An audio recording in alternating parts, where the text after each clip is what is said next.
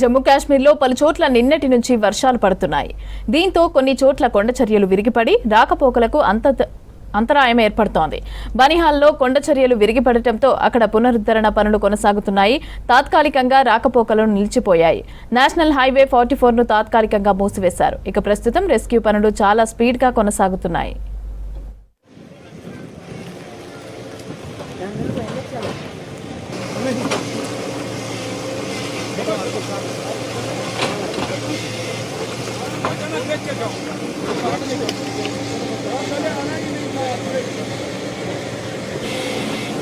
यहाँ से बता